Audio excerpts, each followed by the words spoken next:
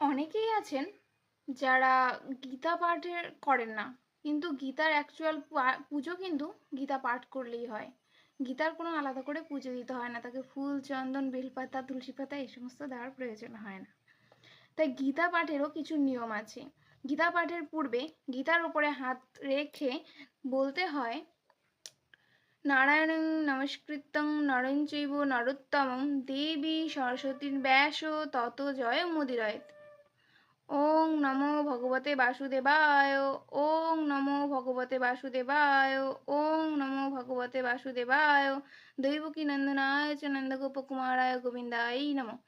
এগুলো যদি আপনারা বলতে না পেরে থাকেন, তাহলে আপনারা অন্তত 3 বার গীতা গীতা গীতা বলে তারপরে পাঠ করা শুরু করবেন গীতা। আজ পাঠ করব দশম অধ্যায় বিভূতি যোগের ষষ্ঠতম শ্লোক। মহর্ষয় সপ্ত পূর্বে চত্বার মনোবস্ততা মদভাবা মানসা জাতা যেসাং লোক ইমা প্রজা।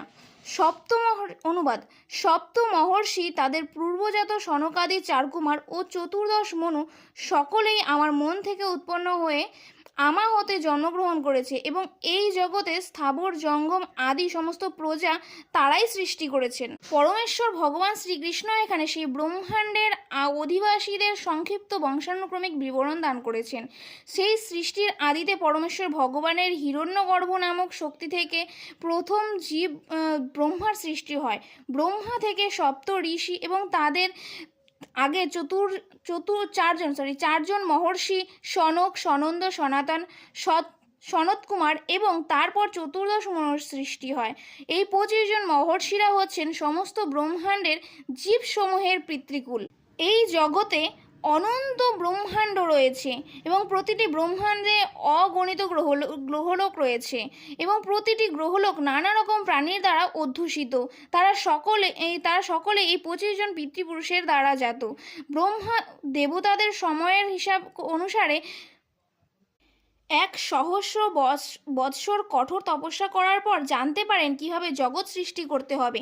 তারপর ব্রহ্মা থেকে সনক, সনন্দ, সনাতন, সনত কুমারের আবির্ভাব হয়। তারপরে রুদ্র ও সপ্ত ঋষি এবং এভাবেই সমস্ত ব্রাহ্মণ ও ক্ষত্রিয়রা পরম পরশোত্তম ভগবানের শক্তি থেকে জন্মগ্রহণ করেন। ব্রহ্মাকে বলা হয় পিতামহ এবং শ্রীকৃষ্ণ হচ্ছেন প্রপিতামহ, কারণ তিনি পিতামহ ব্রহ্মারও পিতা। ভগবদ্গীতার 11 অধ্যায়ের 11-39 শ্লোকে এই বিষয়ে বর্ণনা করা হয়েছে।